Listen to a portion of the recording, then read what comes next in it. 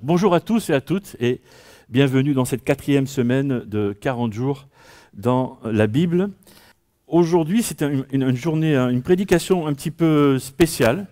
C'est pour ça qu'il y a des livres qui se sont rajoutés, parce qu'on va parler d'étudier la Bible.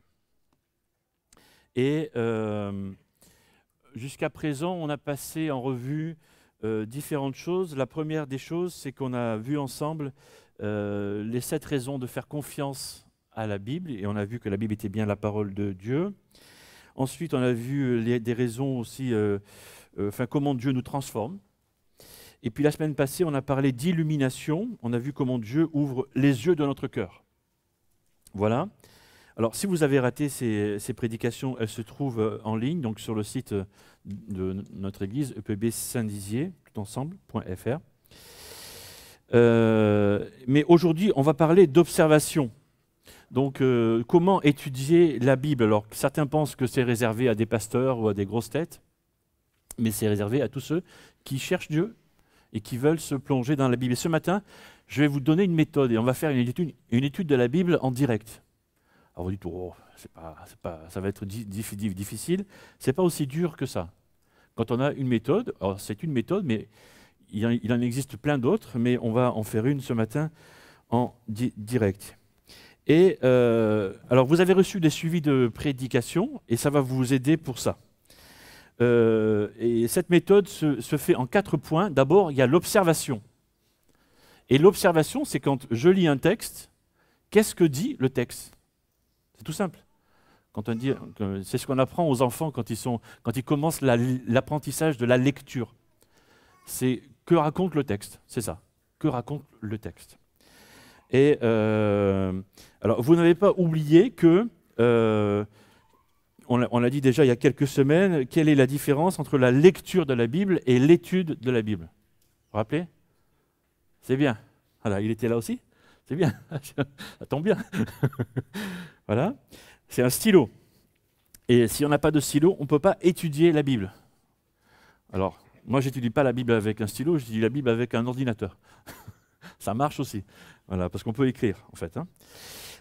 Donc, l'observation, c'est la première des choses. On regarde, on écrit ce que dit la Bible. La deuxième chose, c'est l'interprétation. Et là, on va chercher à savoir en quoi consiste le texte. Qu'est-ce qu'il a dans le ventre, si je peux dire. C'est un petit peu ça. Que raconte vraiment le texte? Et je prends un exemple. Si par exemple, aujourd'hui, j'écris une lettre à mon frère qui habite à Avignon et je lui écris, j'écris une lettre de nouvelles et puis à la fin, je dis une phrase et à la fin, je mets une virgule et je dis c'est tiré par les cheveux. Et puis je continue ma phrase, ok? Tout le monde comprend ce que ça veut dire. Aujourd'hui, l'expression « c'est tiré par les cheveux », ça veut dire que on va un peu, voilà, hein, on comprend ce que ça veut dire. Imaginons que cette lettre se perde. On la retrouve dans 1000 ans. Et que dans 1000 ans, le français n'existe plus. Le français n'existe plus. La langue française n'existe plus. C'est possible, hein, au train où vont les choses. Mais bon. Des gens tombent sur cette lettre et se disent, tiens, il y a quelqu'un qui était en train de lui tirer les cheveux. Voilà. On va essayer avec l'interprétation, on va essayer de comprendre ce que dit le texte. C'est un peu ça. La troisième étape, c'est la correspondance. On va chercher dans la Bible s'il y a un autre texte qui parle de la même chose, ou de la même personne, ou du même endroit, ou du même thème, ou voilà, de ce qu'on est en train de lire. Quand on se plonge dans l'étude biblique, il faut prévoir un peu de temps. Ça ne se fait pas en 5 minutes. Voilà. Et donc, on va établir des correspondances comme ça entre tel texte, et on va voir ce qu'on peut en tirer. Et la quatrième chose, c'est l'application. Parce que l'étude de la Bible, c'est bien. Étudier la Bible sert à comprendre et expliquer ce que la Bible veut dire. Mais la Bible est un livre vivant. Et Dieu nous donne ce texte-là pour que ça nous permette de vivre autrement, de nous transformer. C'est ce qu'on a parlé l'autre jour. Et donc, il faut que ça ait une résonance dans notre vie. Et donc, à la fin de mon étude biblique, que j'ai un stylo ou un ordinateur, je dois écrire, à la suite de cette étude, je dois faire ça ou ça ou ça ou ça dans ma vie. Ou je prends l'engagement de faire ceci ou cela. C'est l'application. Aujourd'hui, on va voir comment c'est possible. On va prendre un texte un peu, vous l'avez déjà sur vos suivis de prédication, il est un petit peu long. Vous me direz comment on va faire ça en 30 minutes. C'est un texte, très souvent, quand on lit la lettre de Paul aux Philippiens, on survole. Alors je vois que certains ont déjà ouvert leur sac et pris leur Bible, et c'est très bien, parce que si vous avez votre Bible, aujourd'hui, c'est le moment ou jamais. Si vous n'avez pas votre Bible, j'en ai pour vous. Voilà. Il y en a plein sur la table, il y en a ici aussi, c'est pour ça que ces livres sont là ce matin. Parce que je vous ai donné la bonne ou mauvaise habitude, ça dépend, de projeter les textes bibliques sur l'écran. Du coup, vous n'amenez plus vos Bibles le dimanche matin. Mais voilà, donc si vous n'avez pas de Bible, peut-être Nicolas, tu peux prendre les Bibles qui sont là, pas celle qui est au milieu parce qu'elle date de 1800 et quelques, donc elle est fragile. C'est pas qu'elle est plus spéciale qu'une autre, mais c'est juste qu'elle est fragile, c'est tout. Voilà. Non, c'est pas le bon passage, c'est ouvert comme ça un peu. Voilà, donc puis tu prends les Bibles et puis tu les distribues à ceux qui n'ont pas. Et pendant ce temps, qu'on continue à parler de ce passage qu'on va lire. C'est un texte qu'on lit en général et on survole, voilà, parce que on se dit oui, bon, bof, voilà. Waouh, il fait fort. Hein. Et s'il en manque, j'en ai encore quelques-unes là. Je vais dire un petit peu comment a été écrit ce texte. C'est l'apôtre Paul qui écrit ce texte, dans Philippiens chapitre 2. Et Paul écrit ce texte quand il se trouve à Rome, dans la ville de Rome. Et il est emprisonné. Et il a reçu la visite de deux personnes. Mais Paul espère un jour être libéré de son emprisonnement et rendre visite à toutes les églises qu'il a pu fonder. Voilà. Et il écrit cette lettre aux Philippiens, comme d'autres lettres encore. Et il y a cette lettre, ce passage qu'on va lire là maintenant, c'est Philippiens chapitre 2, versets 19 à 30. C'est un petit peu long, mais le texte dit ceci: « J'espère, en comptant sur le Seigneur Jésus, vous envoyer bientôt Timothée pour être moi-même encouragé par les nouvelles qu'il me donnera de vous. Il n'y a personne ici en dehors de lui pour partager mes sentiments et se soucier sincèrement. Il n'y a personne ici en dehors de lui pour partager mes sentiments, excusez-moi, et se soucier sincèrement de ce qui vous concerne. Car tous ne s'intéressent qu'à leurs propres affaires et non à la cause de Jésus-Christ. Mais vous savez que Timothée a fait ses preuves. Comme un enfant aux côtés de son père, il s'est consacré avec moi au service de l'Évangile. C'est donc lui que j'espère pouvoir vous envoyer dès que je verrai quelle tournure prennent les événements pour moi. Et j'ai cette confiance dans le Seigneur que je viendrai bientôt moi-même chez vous. Par ailleurs, j'ai estimé nécessaire de vous envoyer Épaphrodite, mon frère, mon collaborateur et mon compagnon d'armes, votre délégué que vous avez chargé de subvenir à mes besoins. Il avait en effet un grand désir de vous revoir et il était préoccupé parce que vous avez appris qu'il était malade. Il a été malade, c'est vrai, et il a frôlé la mort, mais Dieu a eu pitié de lui, et pas seulement de lui, mais aussi de moi, pour m'éviter d'avoir peine sur peine. Je me hâte donc de vous le renvoyer, pour que vous vous réjouissiez de le revoir. Cela adoucira ma peine. Réservez-lui donc l'accueil dû à ceux qui appartiennent au Seigneur.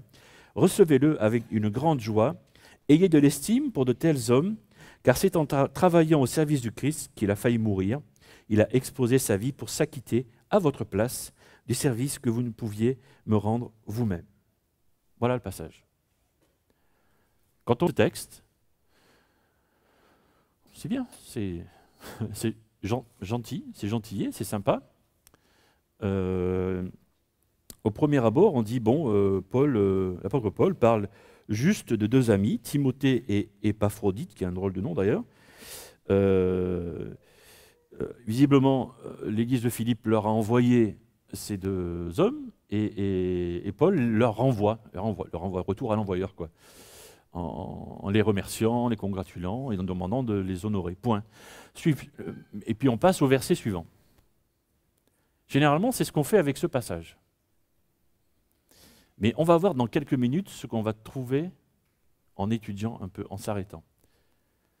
Et l'étude qu'on va faire ce matin est très courte, parce qu'on n'a pas beaucoup de temps. Et si on avait le temps de s'arrêter quelques heures, on pourrait trouver des pépites d'or et de diamants et de je ne sais pas quoi encore. Voilà. Parce que la Bible a dit et vous connaissez ce verset, sûrement que vous l'avez appris, toute écriture est inspirée de Dieu et utile pour enseigner, pour convaincre, redresser, éduquer dans la justice, c'est 2 Timothée 3,16, et puis Corinthiens 15 dit que tout ce qui a été écrit, il a été pour notre instruction. On commence donc avec ma fameuse méthode, l'observation. Donc je prends mon crayon, je prends ma feuille, mon ordinateur, c'est moi ce que je fais, et puis, que dit le passage? Le passage me dit, d'abord que Paul a l'intention de renvoyer ces deux hommes à Philippe, dans la ville de Philippe. Verset 19, j'espère vous envoyer bientôt Timothée. Verset 25, j'ai estimé nécessaire de vous renvoyer Épaphrodite. Ok, ça va, je le note. Deuxième chose que j'observe, c'est que Paul approuve, atteste que ces hommes sont des modèles. Et ça, il écrit. Pour Timothée, verset 20, il n'y a personne ici en dehors de lui. Il est un peu unique, sauf qu'il rajoute un peu plus loin, verset 29, ayez de l'estime pour de tels hommes, au pluriel. Et là, il parle de Timothée et d'Épaphrodite, donc il les met les deux dans le même sac. Donc ces deux hommes-là sont des modèles. Et j'arrive à une troisième question. Qu'est-ce qu'ont fait ces hommes? L'apôtre Paul, monsieur apôtre, je ne sais pas comment dire, c'était un monsieur, l'apôtre Paul dans le Nouveau Testament, hein, pour qu'il se permette de dire que ces hommes-là sont des modèles. Et on voit 5 choses, versets 20 et 21 de Timothée, il va dire qu'il se soucie sincèrement de ce qui vous concerne, donc il parle des chrétiens qui sont à Philippe. Au verset 22, il dit que Timothée a fait ses preuves, donc il a montré, il a prouvé. Au verset 25 de Épaphrodite, il va dire « mon frère, mon collaborateur, mon compagnon d'armes ». Et là, il n'est pas en train de passer la pommade, comme on pourrait le croire. Il dit 3 choses importantes. Donc, je suis toujours en train d'observer, mais je suis en train de réfléchir aussi. Et ces 3 choses importantes, on va les développer un peu plus loin. Verset 26, il dit d'Épaphrodite qu'il a un grand désir de vous revoir et il était préoccupé. Donc, il dit quelque chose, ça aussi. Versets 27 et 30, il dit d'Épaphrodite qu'il a failli mourir, le gars, en accomplissant sa mission. Il a failli y laisser sa peau. Il dit quelque chose aussi. Ça, c'est ce que j'observe. Et de l'observation, je ne peux pas en rester là. Je ne peux pas rester juste... Parce que je brûle d'envie de passer tout de suite à l'interprétation, parce que ça m'a parlé. Et de ces 5 derniers points, je tire quelque chose tout de suite. Je suis dans mon étude de la Bible. Hein, et je tire 5 choses de ces hommes que l'apôtre Paul définit comme des modèles, qui étaient d'hommes ou de femmes qui sont déclarés comme des hommes pieux, des hommes sérieux devant Dieu. Et donc, on peut appeler ça les 5 repères, les 5 marques de ce qu'on pourrait appeler un homme pieux ou une femme pieuse. Et là, je rentre dans l'interprétation. La première des choses, il y a verset 20, je reviens en arrière, c'est ce que j'ai écrit avant. Il n'y a personne ici en dehors de lui pour partager mes sentiments et se soucier sincèrement de ce qui vous concerne. Et celui qui veut servir Dieu est bienveillant. Dans son souci de l'autre. Se soucier sincèrement de ce qui vous concerne. Bienveillant. Ou elle est bienveillante si c'est une dame. Et voilà déjà quelque chose qui me parle. Parce que de nos jours, ce qui compte, c'est chacun sa pomme, quoi. Chacun pour soi. Et puis on a coupé, on ne dit même pas Dieu pour tous, hein, on s'en fout de Dieu. Chaque pour soi. Et là, on a déjà un message contraire à ce que la société nous bassine à longueur de journée. Et déjà, ça me parle. Et je vais tout juste de commencer l'étude de ce passage qui me semblait bof. Voilà. Deuxièmement, 2 Timothée toujours, verset 22, et on nous dit que, enfin, l'apôtre Paul dit que Timothée a fait ses preuves comme un enfant aux côtés de son père. Il s'est consacré avec moi au service de l'Évangile. Timothée était fiable. Un homme pieux, ou une femme sérieuse devant Dieu, c'est la même chose, voilà, et fiable. Va jusqu'au bout. C'est quelqu'un qui n'a pas peur de ses opinions et qui va jusqu'au bout. Ça, c'est la deuxième chose. La troisième chose, on passe à Épaphrodite, le deuxième personnage ici. Verset 23. De vous renvoyer, Épaphrodite, mon frère, mon collaborateur, mon compagnon d'armes. Alors aussi, il y a ces 3 choses-là. Mon frère, collaborateur, compagnon d'armes. Alors les 3 choses, c'est dans le domaine de la relation avec l'autre. On est sur le domaine de la relation entre hommes, pas avec Dieu, entre hommes. Mais frère, collaborateur et compagnon d'armes, c'est des relations différentes. Pourtant, c'est avec la même personne. Et là, ça dit autre chose. Alors, ce que ça dit, c'est qu'au niveau de la relation, un homme pieux ou une femme pieuse et coopératif coopère avec un autre homme ou une autre femme pieuse. Mais si c'est un frère, c'est comme une famille. Et puis on peut développer. Je ne peux pas le faire là, parce que je n'ai pas le temps. Mais vous voyez, ça devient... Ça donne faim, hein? Aller plus loin. Quand on parle de collaborateurs, on parle de personnes qui travaillent ensemble. On est sur le domaine du travail, du boulot.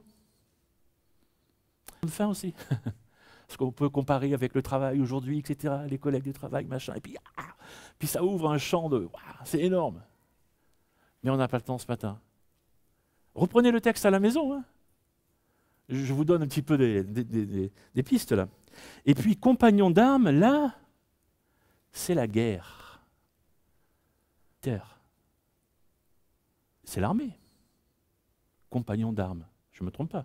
Si on prend les armes, c'est qu'on est en guerre. Là aussi, ça ouvre un champ d'exploitation, si je peux dire. Un Dieu se montre coopératif. Alors, voilà. Donc, je vous ai donné des pistes pour aller plus loin. Quatrièmement, toujours en parlant d'Épaphrodite, l'apôtre Paul dit qu'il avait en effet un grand désir de vous revoir. Il était préoccupé parce... Écoutez ça, hein. Le gars, il était préoccupé parce que les autres ont appris que lui était malade. Qui était malade, c'est lui. Le gars se fait du souci parce qu'il a appris que les autres ont appris que lui était malade. Le truc prévenant. Il s'inquiète de ce que les autres s'inquiètent pour lui. Il est prévenant. C'est-à-dire que il ne pense pas seulement, il n'est pas seulement bienveillant, c'est-à-dire il ne pense pas seulement au bien de l'autre, mais il pense aussi à ce que ressent l'autre. C'est pour ça. Non. Magnifique. Et un 5e point, le verset 27, toujours concernant cet homme-là, Épaphrodite, on nous dit qu'il a été malade et qu'il a même failli mourir. Il a frôlé la mort. Et c'est le mot courage qui vient. Il est courageux. Un homme pieux ou une femme pieuse est courageux ou courageuse. Il n'a pas étonné, il n'a pas hésité à risquer sa vie, à risquer la mort pour accomplir sa mission. Aujourd'hui, on voit, si vous infos, vous êtes sur Internet, vous voyez toutes sortes de gens qui prennent des risques voilà, pour l'adrénaline. D'autres le font pour l'argent aussi. Hein. Il y en a qui grimpent les montagnes, qui grimpent sur des monuments historiques, des tours, ou je ne sais pas trop quoi, qui sautent du haut d'une montgolfière ou du haut d'un, je ne sais pas quoi. Enfin bon, bref, voilà. Il y en a qui prennent des risques, qui risquent leur vie. Alors pour l'exploit peut-être pas pour les sous, mais aussi pour, voilà, juste pour accomplir quelque chose. Dans l'interprétation, on peut déjà se demander, mais moi je suis prêt à aller jusqu'où, quoi, pour Dieu. On peut déjà commencer à quelques lignes et à commencer à remplir l'application. Et moi, je suis prêt à aller jusqu'où? Pour Dieu. Alors, on passe maintenant à la troisième chose que j'ai appelée la correspondance. C'est-à-dire, essaye de voir s'il n'y a pas d'autres textes qui parlent de ces deux bonhommes-là, de ces deux hommes, voilà, ailleurs. Alors, effectivement, il y a les deux livres, les deux lettres que l'apôtre Paul a écrites à Timothée. Et alors, on ne peut pas les lire, mais à la maison, vous pourrez les lire. Elles ne sont pas très longues, et on pourra sûrement apprendre d'autres choses, en tout cas sur Timothée et sur Épaphrodite dans Philippiens chapitre 4. L'apôtre Paul en parle encore. Et donc, on pourra voir s'il y a des choses qui se rapportent sur ces deux hommes par rapport à la bienveillance, à la fidélité, à la coopération, à la prévenance et à leur courage. On pourra voir s'il y a des choses qui...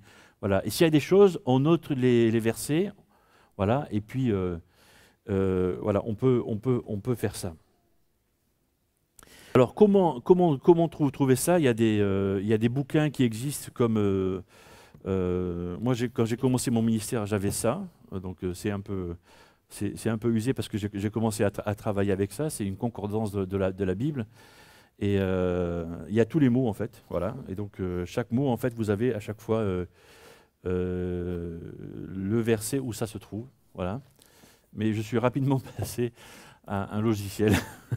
Voilà. Parce qu'on gagne beaucoup plus de temps.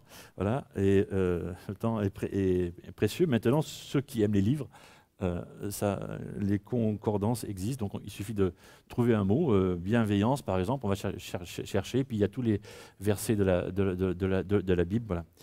Donc ça c'est une chose.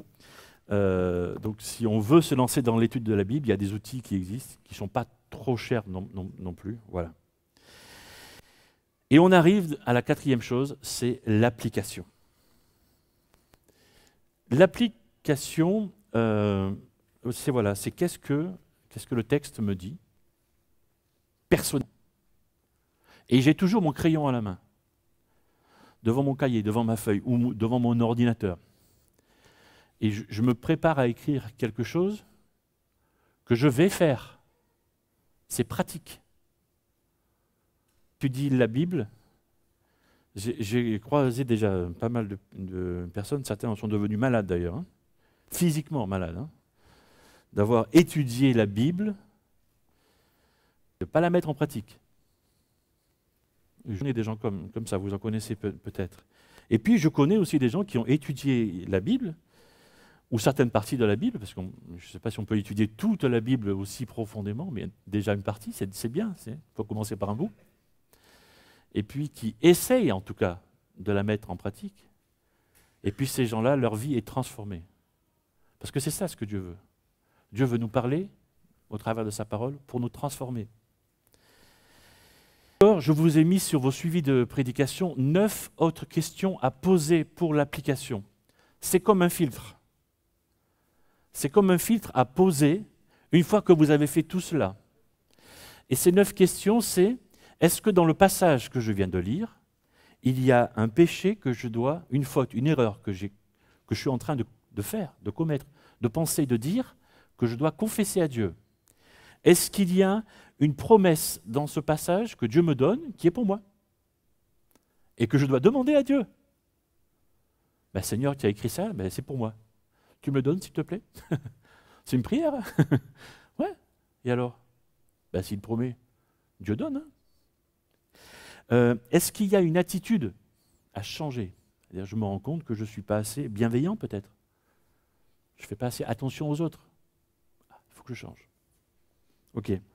Est-ce qu'il y a un ordre? C'est-à-dire que il n'y a pas d'ordre. Dans le texte qu'on vient de lire, il n'y a pas d'ordre. L'apôtre Paul nous donne des modèles, mais il n'y a pas d'ordre. Est-ce qu'il y a un exemple à suivre? Là, oui. On peut dire qu'il y a un exemple à suivre, puisque c'est des modèles. Est-ce qu'il y a une prière à faire ici?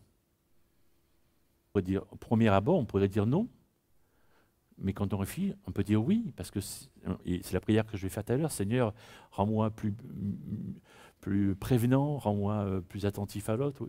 Il y a quelque chose à faire. Est-ce qu'il y a des erreurs à éviter? Est-ce qu'il y a une vérité à croire ou un sujet de remerciement? Voilà, c'est ces 9 questions à poser et qui fonctionnent pour tous les textes de la Bible, Ancien comme Nouveau Testament. Voilà une méthode. Il y a plein de méthodes de l'étude de la Bible, mais c'est une méthode assez simple, passe partout. Et voilà, vous prenez le calque et vous l'appliquez sur n'importe quel passage de la Bible et ça va fonctionner. Voilà, je vais simplement prier. C'était rapide, mais d'un passage qu'on a lu, comme ça, où on s'est dit, tiens, bof, on se rend compte qu'il y a j'allais dire des pépites d'or, mais c'est plus que ça. Et tout simplement, parce que c'est la parole de Dieu. Parce que Dieu qui nous parle. Et parce qu'on prend le temps de rentrer dedans. On s'arrête. Ce n'est pas la méthode, la méthode, on s'en fout, on s'en fiche. Cette méthode, et vous pouvez aller trouver dans d'autres livres ou avec d'autres pasteurs ou quoi, d'autres méthodes. Allez, prenez ce que vous voulez, la méthode qui vous convient, c'est bien. Mais voilà, mais quand vous prenez le temps de vous arrêter et de structurer votre temps d'étude de la Bible, Dieu vous parlera, tout simplement. Alors là, j'ai pris à peu près 30 minutes, mais c'est trop court. Il faut du temps. Il faut plus de temps que ça. Je vais simplement prier maintenant. Seigneur, j'aimerais te dire merci pour ceux et celles qui ont entendu cette prédication de ce matin et qui sont déjà des personnes pieuses et pieuses, des gens qui te connaissent, qui te servent, qui sont bienveillants, qui sont fiables, qui sont coopératifs, qui sont prévenants, qui sont courageux. Je veux te dire merci pour eux, merci pour elles. Merci parce que quand les moments sont difficiles pour eux, ils savent que tu es là, à leur côté. J'aimerais te dire merci, Seigneur, pour la famille que nous formons, ta famille, la famille de Dieu. Merci aussi, Seigneur, parce que nous sommes des compagnons d'armes engagés dans ce combat. C'est le combat pour la vie, pour ta vie, la vie que tu offres à toute personne qui veut se confier en Jésus-Christ. J'aimerais maintenant te demander, Seigneur Jésus, de toucher chaque personne qui entend cette prière à devenir un peu plus courageux dans les épreuves. Donne de ton courage à cette personne qui entend cette prière en ce moment. Je te souhaite même prière, donne un peu plus, à être un peu plus prévenant à celui ou celle qui entend ces mots, pour être un meilleur témoin de toi, Seigneur Jésus. Si à celui, à celle qui a besoin d'être plus coopératif ou d'être plus fiable pour être plus efficace dans ton service. Que quelqu'un a besoin de bienveillance, d'être plus attentif à l'autre, pour que le témoignage que nous avons les uns envers les autres soit plus efficace. Parce que cet amour que tu déverses sur nous, Seigneur, est fort, est grand, est beau. Et nous devons témoigner à ceux qui nous entourent combien tu nous aimes et combien cet amour que tu nous donnes nous le déversons sur ceux qui nous entourent. Ce texte que nous avons lu, il a été demandé d'honorer ces deux hommes. Et Seigneur, voilà, pour ceux qui ont parmi nous ces qualités que ces hommes avaient, et tu les as honorés. Et nous voulons honorer parmi nous ceux qui ont ces qualités. Peut-être que c'est l'une ou deux ou trois ou quatre ou les cinq. Et peut-être que c'est pendant un certain temps aussi. Mais nous voulons aussi les honorer, pas pour les mettre sur un piédestal, parce que c'est toi seul, Seigneur Jésus, qui règne. Parce qu'en faisant ça, c'est toi que nous honorons. Parce que c'est toi, Seigneur Jésus, qui nous permet d'être ainsi. Alors Seigneur Jésus, à toi l'honneur, à toi la gloire.